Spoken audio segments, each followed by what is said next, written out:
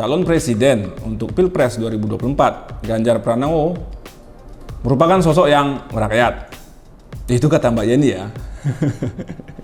Jerry mengatakan pelanggaran pemilu, pelanggaran Pilpres, menjelang Pilpres, makin terang benderang dipertontonkan ke tengah publik. Ini mengacu, diduga adanya deklarasi dukungan perangkat desa yang dihadiri Gibran bin Jokowi.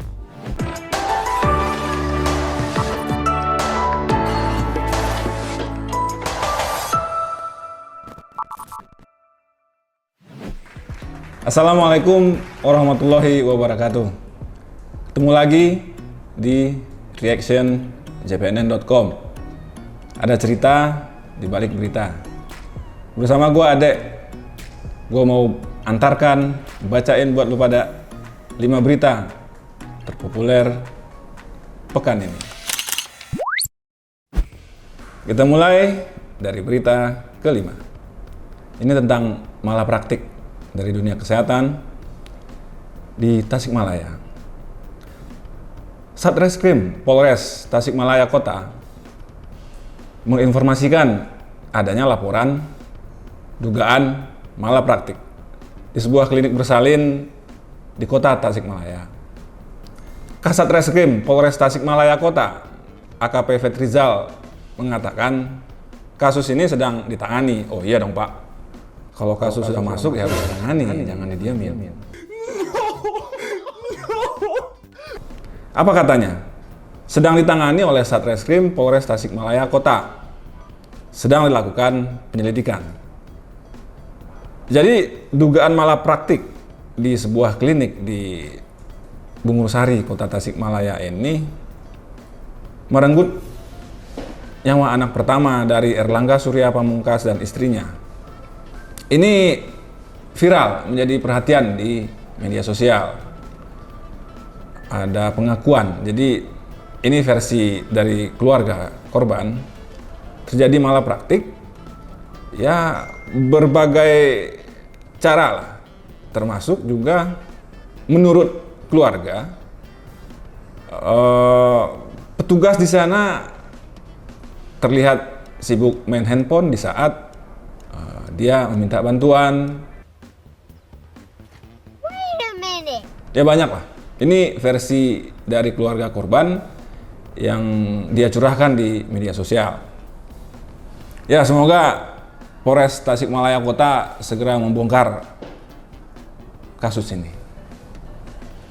Kita masuk komentar, Sobat Negeriku. Komentar pertama untuk berita ini dari Frontal 24. Apa katanya? Kok bisa klinik menelantarkan pasien yang sedang kesakitan? Alasannya apa? Iya, kalau kayak begini mendingan nggak usah buka klinik ya, Frontal 24. Komentar kedua nih, Sobat Negeriku, dari pemilik akun Ahmad Hari. Aku jadi suaminya udah ngamuk-ngamuk kalau istriku dan juga anakku diperlakukan begitu. Syahdu. Biasanya yang dapat perlakuan begitu kalau peserta BPJS Kesehatan dipandang sebelah mata oleh tenaga kesehatan. Ya memang nggak rahasia lagi peserta BPJS Kesehatan, ya seperti kata Ahmad Hari tadi, dipandang sebelah mata. Nah ini kejadiannya si keluarga, si korban bukan pelaku BPJS Kesehatan. Ya pantas kalau suaminya mengadu ke media sosial.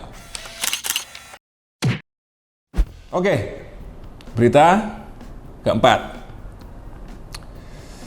Berita keempat dari dunia politik. Ini soal Mbak Yeni Wahid. Apa kata Putri Gus Dur?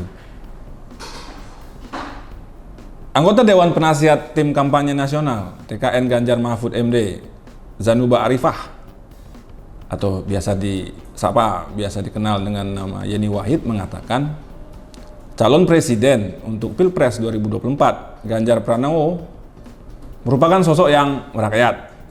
Itu kata Mbak Yeni ya. Menurut Mbak Yeni, pasangan Ganjar, calon wakil presiden Mahfud MD, juga sosok yang tepat. Menurut dia, Mahfud tegas, tegak lurus dalam penegakan hukum yang merupakan kader didikan langsung dari Gus Dur. Lagi-lagi ini kata Mbak Yeni loh. Apa komentar dari netizen kita? Ini komentar pertama dari pemilik akun Dunia Tipu-Tipu. Ganjar and Mahfud tidak bisa diragukan lagi. Saya sangat mengagumi sosok Pak Mahfud yang tegas. Itu kata Dunia Tipu-Tipu. Oke, apa-apa. Komentar kedua dari Ardi Budi. Pak Mahfud bisa menggantikan sosok Pak Budiono dan Pak JK. Wapres yang pernah ada yang menunjukkan kinerja baik dan dikenal masyarakat. Ya, Pak Budiono, Pak JK pasti ada warisan yang ditinggalkannya untuk anak bangsa ini. Sobat Negeriku, lanjut ya. Berita ketiga. Ini soal seperti biasa selalu ada di JPN. Soal honorer. Honorer mengabdi minimal 5 tahun jadi PPPK. Nggak perlu pakai tes yang ini, yang sudah 5 tahun. Ini sumbernya dari Junimar Girsang. Junimar Girsang ini wakil ketua Komisi 2 DPR RI. Apa katanya? Dia meminta pemerintah, dalam hal ini Kementerian Pendayagunaan Aparatur Negara dan Reformasi Birokrasi, segera mengangkat para tenaga honorer menjadi pegawai pemerintah dengan perjanjian kerja P3K.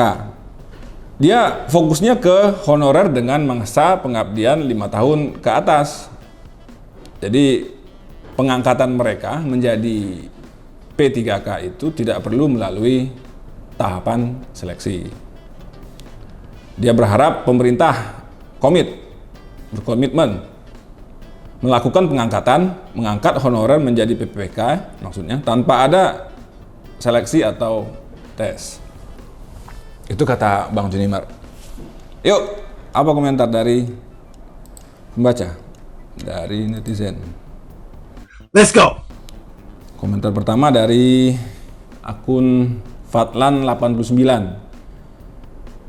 Yakin ya nggak pakai tes, tapi nanti persyaratannya sepanjang antrian sembako. Ya mungkin ya, betul. Mungkin nggak pakai tes memang, cuma tetek bengeknya sepanjang orang ngantri sembako. Sepakat Mas Fatlan. Komentar kedua dari Kofinanda. Kenapa ya orang pengen jadi PPPK dan PNS? Memang apa sih keunggulannya? Heran deh. Iya, apa sih enaknya jadi PPPK atau PNS itu? Ya tanyakan ke PPPK dan PNS. Mungkin aja dia merasa masa depannya sudah terjamin, ada jaminan lah gitu. Thank you, Kofinanda. Sobat Negeriku, top 2, kita masuk ke 2 besar. Kita mulai dari berita yang keduanya dulu. Ini soal Pilpres, soal Gibran, soal Bawaslu. Koordinator Komite Pemilih Indonesia, Jerry Sumampau, menilai pesta demokrasi di Indonesia kali ini memprihatinkan. Ini terkait dengan urusan penegakan hukumnya. Dia menilai penegakan hukum kali ini lemah. Bawaslu hampir tidak melakukan apa-apa. Bapak-bapak di Bawaslu ini menurut Jerry ya. Jerry mengatakan pelanggaran pemilu, pelanggaran Pilpres, menjelang Pilpres, makin terang benderang dipertontonkan ke tengah publik.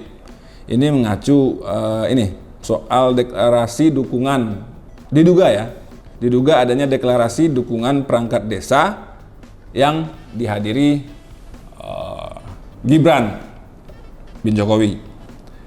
Ada pandangan bahwa Gibran diduga sengaja memanfaatkan panggung pertemuan para perangkat desa.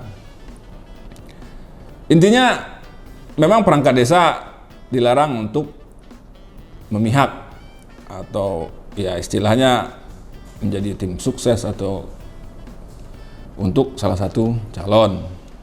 Karena pada hakikatnya kan perangkat desa itu menerima APBN. Emang apa sih nggak boleh?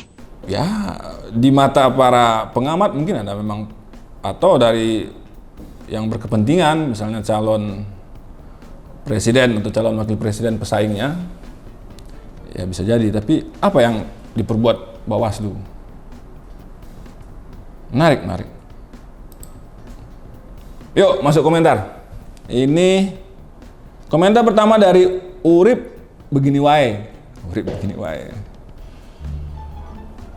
Tahulah yang punya kuasa. Itu kepala desa yang ikut-ikutan nggak pakai dana desa kan buat kegiatan kampanye terselubung. Terselubung. Ya. Komentar kedua dari Enike Jess.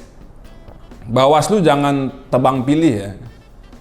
Paslon dan parpol manapun yang curang harus disikat. Ya, tebang pilih atau pilih tebang? Bawaslu ini wasit. Ya. Berita utama, berita paling hits lah di JPNN pekan ini. Ini soal IKN Nusantara. Jadi gini, ada pengamat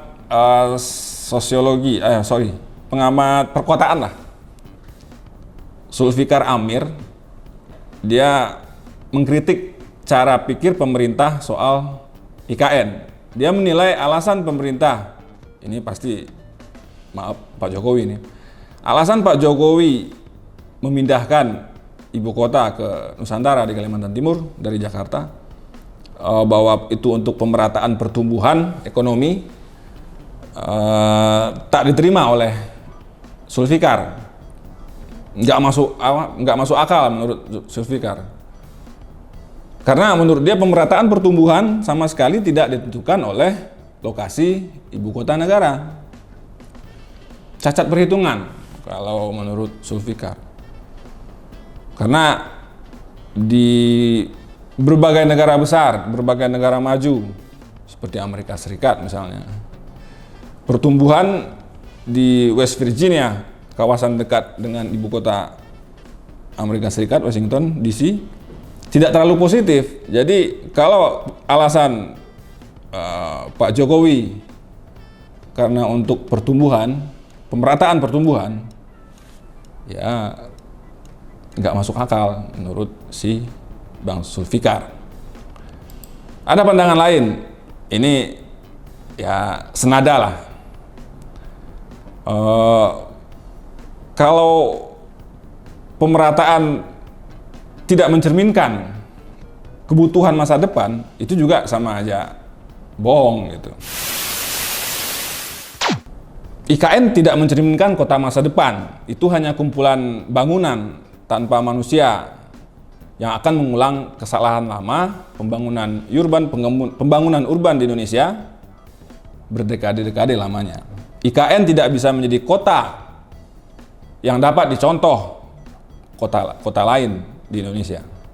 Itu menurut pakar Elisa Sutanujaya. Gitu. Tapi sebenarnya di sisi lain pasti ada alasan kenapa Pak Jokowi, pemerintahannya Pak Jokowi memindahkan ibu kota.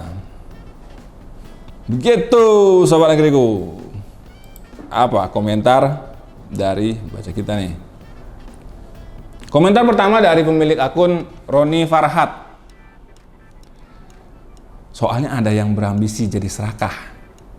Kita memang butuh ibu kota baru, tapi lihat dulu provinsi lain. Sudah benar belum kehidupan rakyatnya? Rakyat dikasih kehidupan yang benar dulu, baru bikin ibu kota baru. Oke, dari Doni Farhat. Kemudian komentar dari pemilik akun rakyat biasa.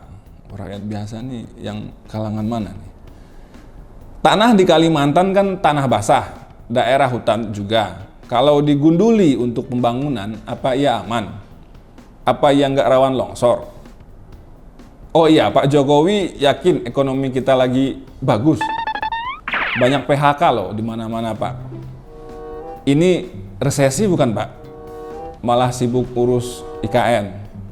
Uang buat IKN mending untuk program-program tepat guna buat rakyatmu. Jangan serakah gitulah, Pak D.